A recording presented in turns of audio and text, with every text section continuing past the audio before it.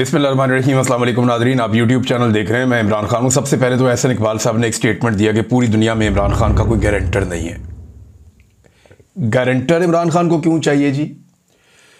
Guarantor तो चाहिए होता है उन लोगों को जो लोग कमज़ोर हो या जिनका किरदार कमज़ोर हो। यानी वो तो गारंटर तो पालतू लोगों का होता है कि जनाब ये हमारा आदमी है, बेफिक्र हो जाए, कुछ नहीं कहना तानू, या इसकी हम गारंटी दे देते हैं, आपको कोई प्रॉब्लम नहीं होगा, हम बता देते हैं। आज़ाद लोगों की तो कोई गारंटी नहीं होती। वो तो वही करते हैं जो उनका दिल करता है, या वो वही करते हैं जो उनके उसूल कहते हैं। आज़ाद लोगों की गारंटी तो नहीं दी जा सकती। अब ये नहीं जिस तरह मियां नवाज शरीफ की गारंटी आ जाती है बाहर से, क्योंकि सारे जानते हैं कि फंसा हुआ आदमी है, कारोबारी आदमी है, कभी भी अपना माली नुकसान नहीं करेगा। इसको हम साथ ले जाते हैं, उन्हें कहते हैं ठीक है जी मेरी गारंटी दे दें, ठीक है जी। वो अपनी चीज़ें गिरवी भी रख लेते हैं, बाहर दुनिया के अंदर उनकी जायदादें भी हैं, तो उनकी गारंटी दी जा सकती है।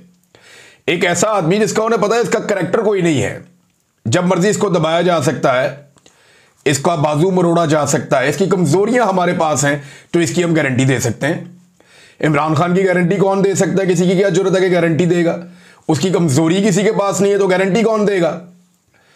और क्या आप ये कह सकते हैं कि इमरान खान को हम टेम करके आपको दे देंगे?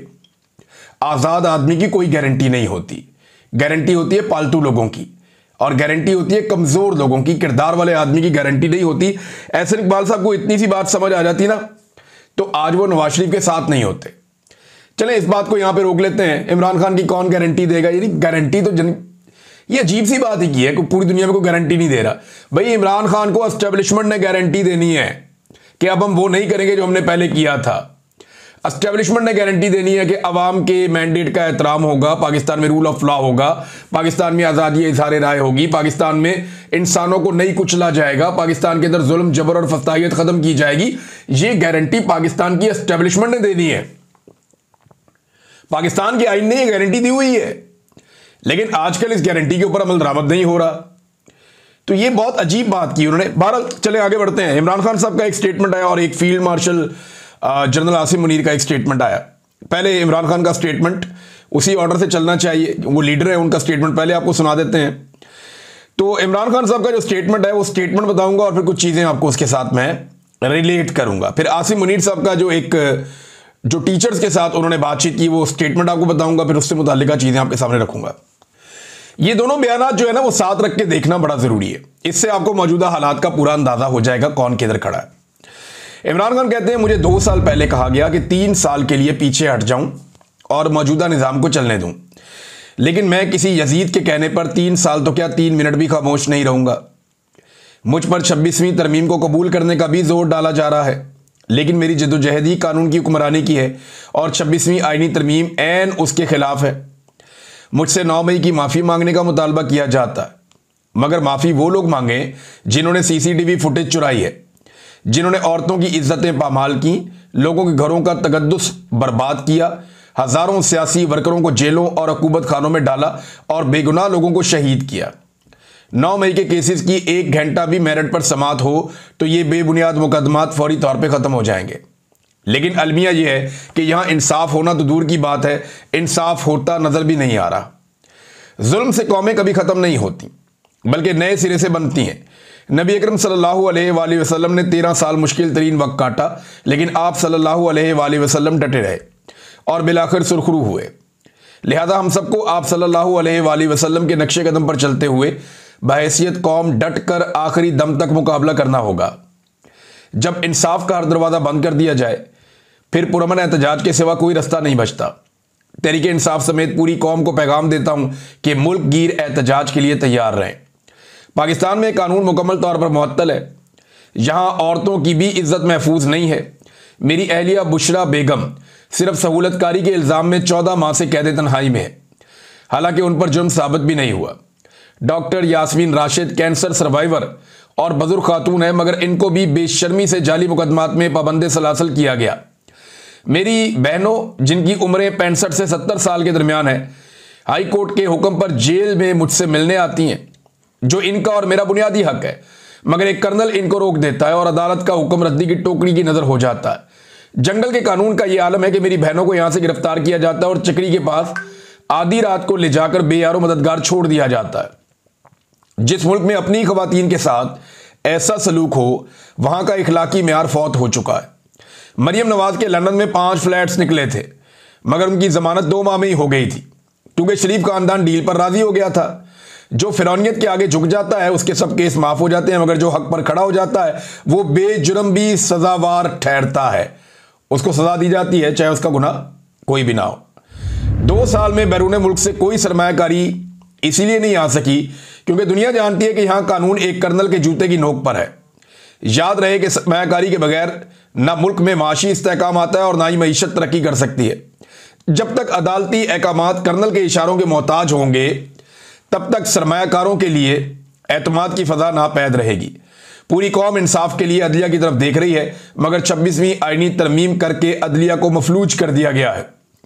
इस तरमीम के पीछे 2 ही वजूहात हैं।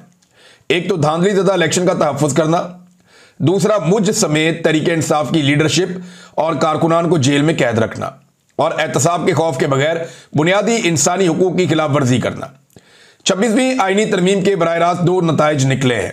बता रहे 2 चीज़ें हुई हैं 26वीं आईनी तरमीम के बाद। एक ये कि अदलिया अपने आईनी और रवायती किरदार के बरक्स इंतजामिया के सामने बिल्कुल सरेंडर कर गई है। मिलिट्री कोड के हवाले से सुप्रीम कोर्ट का फैसला आइन के आर्टिकल 175(3) के मुतसादम है, जो कहता है कि अदलिया इंतजामिया से अलग है, मगर यहां इस आर्टिकल में तरमीम किए बगैर ही एग्जीक्यूटिव को अदलिया के तमाम इख्तियारात सौंप दिए गए हैं। मिलिट्री कोर्ट्स के साथ साथ मखसूस नशिस्तों पर भी बेंच बनाकर तरीके इंसाफ से ये नशिस्तें छीनने की कोशिश की जा रही है। वोट तरीके इंसाफ को पड़ा है, मगर आइन के बरखिलाफ ये नशिस्तें दूसरी जमातों को देने की कोशिश जारी है। दूसरा उन्होंने कहा यह कि अदलिया इस कदर मफलूज हो चुकी है कि आला अदलिया और जज अपनी मर्जी से मुकदमात लगा ही नहीं सकते। नतीजतन मुझे भी अदालतों से इंसाफ नहीं मिल रहा।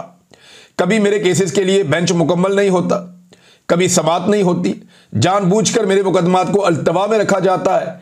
मेरे बुनियादी इंसानी हुकूक भी मुअत्तल हैं। जेल मैनुअल के मुताबिक जो हुकूक एक आम कैदी को हासिल होते हैं मुझे वो भी नहीं दिए जा रहे। मेरे बच्चों से मेरी बात नहीं करवाई जाती। मेरी एहलिया से हफ्ते में एक तयशुदा मुलाकात भी रोक दी जाती है, और तो और मेरी किताबें तक रोक दी जाती हैं। यह सब सिर्फ इसलिए किया जा रहा है ताकि मैं टूट जाऊं। पहले काजी फायद ईसा के जरिए पाकिस्तान में फस्तायत जारी थी, अब 26वीं तरमीम के जरिए जुल्म को तहफ़्फ़ुज़ दिया जा रहा है। आज अदलिया तारीख की दुरुस्त सिमत खड़ी नहीं होगी तो इनका नाम भी जस्टिस मुनीर, जस्टिस काजी फायद ईसा के साथ ही लिखा जाएगा, जो हमेशा तारीख में मुजरिम ही रहेंगे। मेरी तरफ से सलमान अकरम राजा बुनियादी इंसानी हुकूक की खिलाफ वर्जियों, औरतों से बदसलूकी, 26वीं तरमीम और कर्नल सतह के लोगों की जानिब से मुसलसल तौहीन अदालत जैसी कानून की पामाली पर सुप्रीम कोर्ट के दोनों सरबराहान और हाई कोर्ट के जजेस को खत तहरीर करें। ये बोझ जजेस के कंधों पर है कि वो इंसाफ का निजाम कायम करके तारीख की दुरुस्त जानिब खड़े होते हैं। शरीफ खानदान एनआरओ लेने का आदी है। 2 मरतबा पहले एनआरओ लिया और अब इलेक्शन चोरी करके कौम पर मुसल्लत है। इस मुल्क को कभी भी ऐसे लोग ऊपर लेकर नहीं जा सकते, चाहे SIFC बना लें या कोई और कुलिया आजमा लें। कौम सिर्फ तभी ऊपर जाती है जब वो आज़ाद हो और हुक्मरान इखलाकी तौर पर मजबूत हों। समरियार इलेक्शन में तमाम लोग बढ़ चढ़ कर हिस्सा डालें, इस जुल्म के निज़ाम के खिलाफ अपनी वाहिद ताकत यानी वोट के जरिए फैसला दें। उन्होंने इलेक्शन चोरी का पूरा प्लान बनाया होगा, लेकिन आप लोग चुकन्ना रहें। फॉर्म 45 लेकर पोलिंग स्टेशन से निकलें और फॉर्म 47 मिलने तक RO के दफ्तर में मौजूद रहें। धांधली के आगे दीवार बनना है ताकि इस हुकूमत को इसकी मकबूलियत का अंदाजा दिलाया जा सके। मेरी हदायत है कि पार्टी की पंजाब में तंजीम साजी के हवाले से तरतीब दी गई कमेटी में आलिया हमजा और चारों रीजन्स के सुदूर को शामिल किया जाए। कमेटी का कन्वीनियर मुकर्रर करने की बजाय सब एक सतह पर मिलकर काम करें। यानी आलिया हमजा साहिबा जो है उनको इमरान खान साहब मेन जगह पर लेकर आए हैं। इससे पहले उनका नाम निकाल दिया गया था, जिसपे पार्टी में और कारकुनों में बड़ा शदीद रद्द-ए-अमल भी आया था। जंग हमेशा बाहर वालों से होती है। मेरा तमाम पार्टी और सोशल मीडिया को पैगाम है कि अपनी तनकीद का निशाना अपने लोगों को ना बनाए, इससे हमारे बयानिए को नुकसान होता है। हमें सारी तवज्जो फस्ताई कुव्वतों के खिलाफ मरकूज रखनी चाहिए ताकि इस अंधेरी रात का जल्द से जल्द खात्मा हो सके। मेरा तहरीक इंसाफ के लिए खुसूसी पैगाम है कि जमात में किसी को भी कुर्बानी देने से नहीं घबराना चाहिए। अगर मुझ समेत सैकड़ों कारकुनान और लीडरशिप जेलों से नहीं घबराई तो आप लोगों को भी नहीं घबराना चाहिए। पार्टी ओहदेदारान को फैसला करना होगा कि वो अपनी जिम्मेदारियों से ओहदा बरा होने को तैयार है या नहीं। अब जो ओहदेदार सरगर्म नहीं होगा उसे बरतरफ कर दिया जाएगा। इस मुल्क से जुल्मत के साए ख़त्म करने के लिए हम सबको अपने हिस्से की कुर्बानी देना होगी। ये इमरान खान साहब ने बातचीत की है। इमरान खान साहब का ये जो पूरा स्टेटमेंट है, इसमें बार बार वो बता रहे हैं कि मिलिट्री का कर्नल है जो कंट्रोल करता है अदलिया को, फैसले किस तरह होते हैं, मुलाकातें कैसे होती है, जेल को कैसे कंट्रोल किया जाता है, इंतज़ामिया को कैसे कंट्रोल किया जा रहा है और जजेस को क्या रोल प्ले करना है। फिर एंड में उन्होंने कारकुनों को जो कहा, तो ये बता रहा है कि इमरान खान साहब की कोई किसी किस्म की डील नहीं हो रही। ये साफ है, वो कोई डील नहीं कर रहे। वो एस्टेब्लिशमेंट को सिर्फ ये कहते हैं कि मुल्क की खातिर जो कहोगे बैठ के बात कर लेंगे, मुझे तुमसे कोई डील नहीं चाहिए। ये तो बात होगी बहुत क्लियर। लेकिन साथ ही साथ इमरान खान साहब ने चौथा गेयर लगाया हुआ है और 4x4 भी डाला हुआ है। तो खान साहब जो हैं वो अब बढ़ चढ़ के आ रहे हैं एहतजाजी तहरीक की तरफ, और इस मरतबा एहतजाजी तहरीक का जो लाया अमल है वो मुख्तलिफ होगा और एस्टेब्लिशमेंट को डिफरेंटली डील करना पड़ेगा। हुकूमत के तो बस की बात ही नहीं है।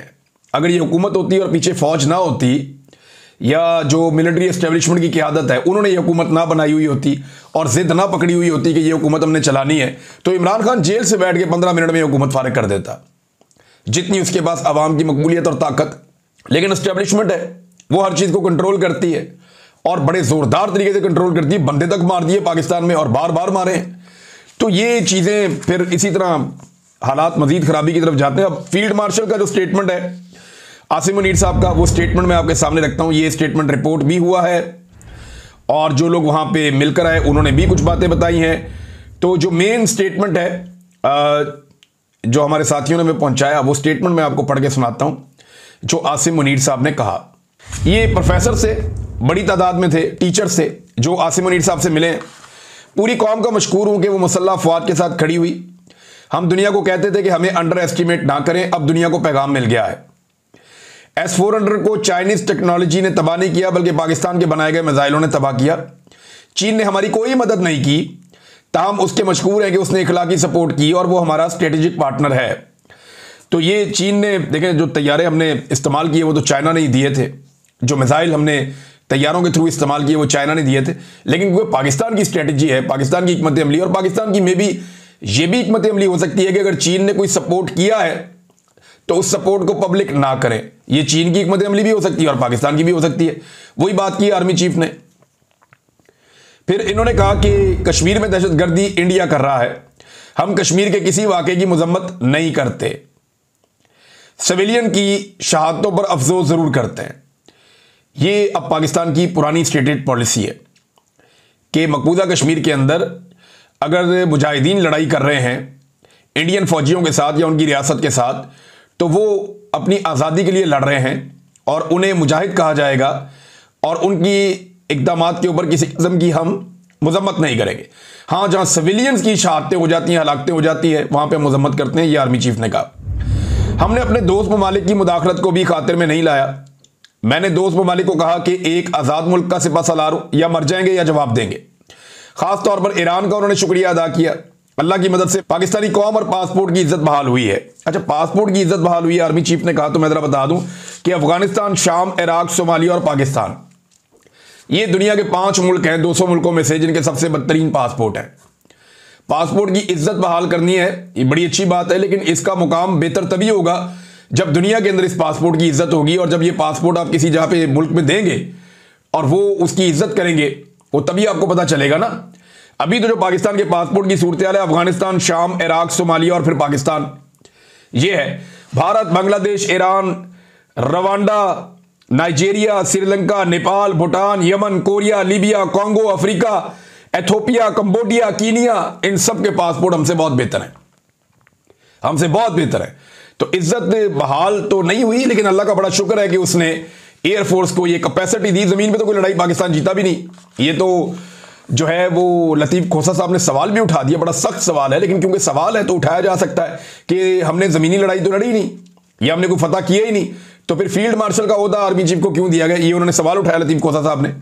और इसके बाद उन्होंने कहा कि यहाँ बदर और ओहद के हवाले दिए और साथ तमाम सियासी जमातों का एजेंडा इक्तदार है, ये उन्होंने कहा। देखिए, ये ना सियासतदानों को गंदा करते हैं हमेशा मिलिट्री एस्टेब्लिशमेंट के लोग।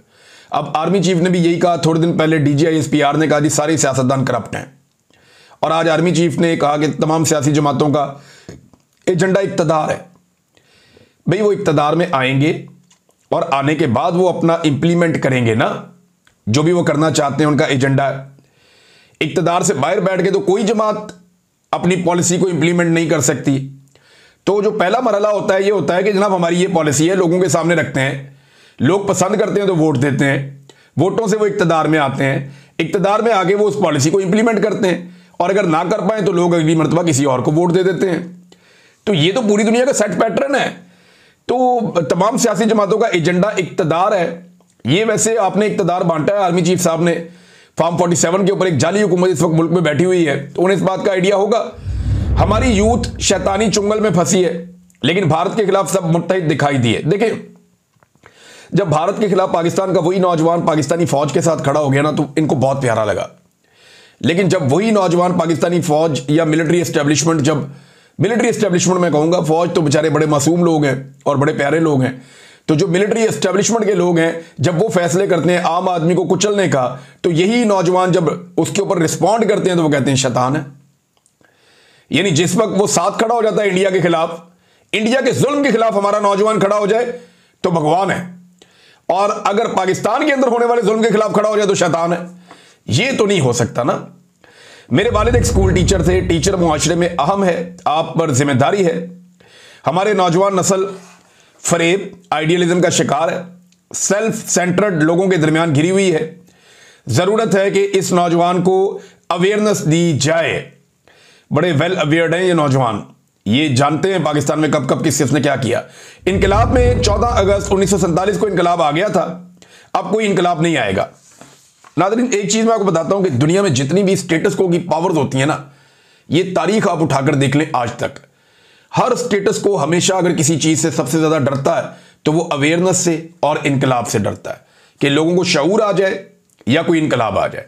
तो स्टेटस को की हामी जमातें या शख्सियात हमेशा ये चाहती हैं कि इनकलाब कभी ना आए और लोगों को अवेयरनेस या शऊर कभी ना मिले। हम सुनते हैं, लोग कहते हैं मुल्क दिवालिया हो रहा है, लेकिन दिवालिया नहीं हो रहा, बल्कि हम $1 ट्रिलियन की इकोनॉमी बनने जा रहे हैं। देखें, ये तो ख्वाजा आसिफ कहते थे हम दिवालिया हो नहीं रहे, हम दिवालिया हो चुके हैं, और वो आर्मी चीफ के बॉस है। अगर उन्हें लगता है कि वो गलत कह रहे थे तो अपने बॉस से बात करें। मैं कराची गया तो देखा कि वहां बिजनेस कम्युनिटी डरी हुई है। उन्हें बताया गया कि पाकिस्तान दिवालिया हो रहा है। BLA को फितनातुल हिंदुस्तान कहें, वो बलूचिस्तान, वो बलोच नहीं है बल्कि भारत के कुत्ते हैं। माजी में बहुत हमदर्दियां हुई, अब इनसे कोई हमदर्दी नहीं होगी। इस मुल्क में गिलगित से लेकर गवादर तक मिनरल्स हैं, मादनियात हैं, इसलिए कोई मायूसी नहीं है। तो ये मिनरल्स और मादनियात अभी शहबाज शरीफ के दौर में तो नहीं निकले, ये तो जुल्फिकार जी भुट्टो के दौर में भी थे, जब कायदे आज़म ने पाकिस्तान बनाया तब भी थे, इमरान खान के दौर में भी थे, हर अदवार में थे। तो मायूसी तो फैलाई जाती है जानबूझकर। ये तो हम जानबूझकर कौम को मायूस करते हैं कि सियासतदान बहुत बुरे हैं, ये कर रहे हैं, ये वो कर रहे हैं, लिहाजा हमें ट्राई करो। 4 दफा पाकिस्तान में मार्शल लॉ लग गया। फिर जो बड़ा इंपॉर्टेंट स्टेटमेंट है आर्मी चीफ का वो ये है, उन्होंने कहा कि सोशल मीडिया के बेहंगम इस्तेमाल को कंट्रोल करेंगे। क्या चीन और अमेरिका में कोई फौज को गाली देता है? देखें, पाकिस्तान में भी फौज को गाली कोई नहीं देता, और जो लोग देते हैं वो बहुत आटे में नमक के बराबर है, और उन लोगों को कोई ओन नहीं करता, सब लोग उनके खिलाफ हैं। फौज को गाली कोई नहीं देता, लेकिन तनकीद जरूर होती है फौज के गलत किरदार के ऊपर। देखें, चीन में तो चले है ही, जमहूरियत नहीं है उस तरह से, लेकिन अमेरिका में जमहूरियत है। अमेरिका में तो लोग बहुत तनकीद करते हैं मिलिट्री पॉलिसीज के ऊपर, निकल आते हैं, जंगों के खिलाफ एहतजाज करते हैं, खुलकर सड़कों पे आते हैं, कोई उन्हें नहीं मारता, कोई उन्हें गिरफ्तार नहीं करता, उन पे कोई मुकदमात नहीं होते। अमेरिका के अंदर तो खुल के लोग अपनी अमेरिकन पॉलिसीज के खिलाफ या मिलिट्री या उनकी एस्टेब्लिशमेंट की पॉलिसी के खिलाफ खुलकर आकर वोट भी करते हैं, बात भी करते हैं, हर जगह पे डिस्कशन होती है, कोई नहीं पूछता, आज़ादी सारे राय है वहां पे। बरतानिया में भी ऐसे ही है। चीन की मिसाल अगर आप दें तो वो आप दे सकते हैं, या सऊदी अरब की, ऐसे मुल्कों की जहां पे डिक्टेटरशिप है, जहां पे उस तरह से कानून नहीं है जैसे जमहूरी ममालिक में होता है। फिर उन्होंने कहा कि आइन कहता है कि फौज के खिलाफ बात नहीं करनी, मुल्क की सलामती पर अब कोई बात नहीं होगी। देखिए, फौज के खिलाफ बात नहीं करनी ये तो आइन कहता है, लेकिन यही आइन फौज की कुछ जिम्मेदारियां भी लगाता है। यही आइन कहता है कि इक्तदार पे कब्जा नहीं होगा। यही आइन कहता है कि हुकूमतें गिराने और बनाने का काम आपका नहीं है।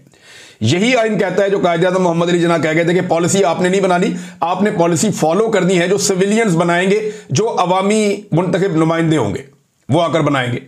तो आइन की पाकिस्तान की तारीख में अगर किसी ने सबसे ज्यादा खिलाफ वर्जी की है तो पाकिस्तान की मिलिट्री एस्टेब्लिशमेंट ने आइन को तोड़ा है और बार बार उससे गद्दारी की है।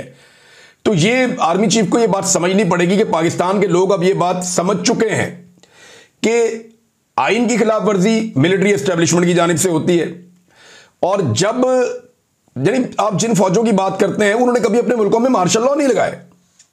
या तो अमेरिकन फौज अमेरिका में मार्शल लॉ लगा देना, फिर देखें वहां की अवाम क्या करती है। या चाइनीज फौज चाइना के अंदर मार्शल लॉ लगा दे, फिर आप देखें वहां की अवाम क्या करती है। या इंडियन फौज इंडिया के अंदर मार्शल लॉ लगा दे, फिर देखें वहां की अवाम क्या करती है।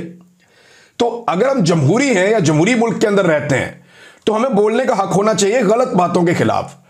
फौज के खिलाफ बोलना और मिलिट्री एस्टेब्लिशमेंट की गलत पॉलिसीज के खिलाफ बोलना, ये दो अलग अलग चीजें हैं।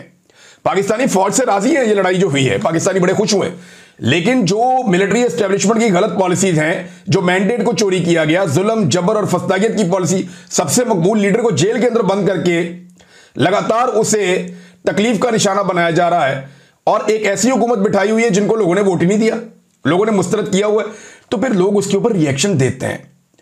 अब यहां पे सिलसिले इन चीजों के चल रहे हैं, बड़ी अजीब अजीब खबरें हैं मेरे पास, लेकिन एक खबर है जो बड़ी तकलीफ देह है। सायरा बलोच साहिबा है, ये बलूचिस्तान से हैं, एक्टिविस्ट हैं, ये एहतजाज करती रहती हैं, इनके अपने भाई भी लापता हैं। 7 साल वो बताती हैं जी मेरे भाई लापता हैं, और उनको जो है वो बाकायदा उनकी गिरफ्तारी भी डाली गई थी, लेकिन उसके बावजूद आज तक मंजर आम पर नहीं आए। माजबीन बलोच जो कि बलूचिस्तान से ताल्लुक़ रखती हैं, उनके भाई को 24 मई को जबरी तौर पर गुमशुदगी का निशाना बनाकर लापता कर दिया गया था। अब माजबीन बलोच को गुज़िश्ता शब से लापता कर दिया गया है।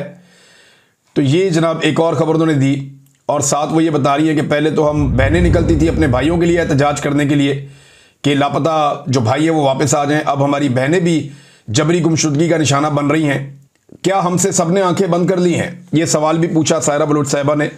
तो ये बड़ी तकलीफ दे एक चीज़ थी, मैंने आपके सामने रखी है। नाज़रीन, आखिर में मैं आपको एक चीज़ बताता हूँ कि पाकिस्तान तहरीक इंसाफ एक डॉक्यूमेंट्री जारी करने जा रही है। ये एक तफसीली डॉक्यूमेंट्री है 1 घंटे की, और इसमें वो ये बताएंगे कि तहरीक इंसाफ के साथ गुज़िश्ता चंद सालों में क्या कुछ किया गया। कुछ लोग जो है वो उंगलियों से मिट्टी झाड़ रहे हैं, कुछ लोग जो है वो चीज़ों को मुबहम कर रहे हैं, ये बता नहीं रहे कि तहरीक इंसाफ के साथ जो जुल्म और जबर हुआ वो मिक्सअप कर रहे हैं। ये सारे नाली होता है, कोई बात नहीं, खैर है, और ये आ जाएगा इमरान खान भी बाहर आ जाएगा। नहीं, ये जो तारीख लिखी गई ना 3 साल में, इसकी माजी में कोई और मिसाल नहीं मिलती। पिछले 3 सालों के दौरान पाकिस्तान में इंसानी हकूक की बदतरीन पामालियों, जबरी गुमशुदगियों, जुल्म और फस्तागियत, सेंसरशिप, मीडिया पर पाबंदियों और साबिक वज़ीर-ए-आज़म इमरान खान पर झूठे मुकदमात और नाहक कैद के हकायक पर मबनी 1 घंटे तवील डॉक्यूमेंट्री कल शाम 7 बजे पाकिस्तान तहरीक इंसाफ यानी आज शाम 7 बजे तहरीक इंसाफ के तमाम ऑफिशियल प्लेटफॉर्म पे डाल दी जाएगी। तो ये है सोशल मीडिया, और ये है वो सोशल मीडिया जिससे पाकिस्तान की एस्टेब्लिशमेंट और हुकूमत परेशान है और उसको टैकल नहीं कर पाते, और इसे वो गुमराही समझते हैं। देखें, ये जो कुछ दिखाया जाएगा ये हुआ है तो दिखाया जाएगा ना। अब तक के लिए इतनी, अपना ख्याल रखिएगा, अपने चैनल का भी। अल्लाह हाफिज़।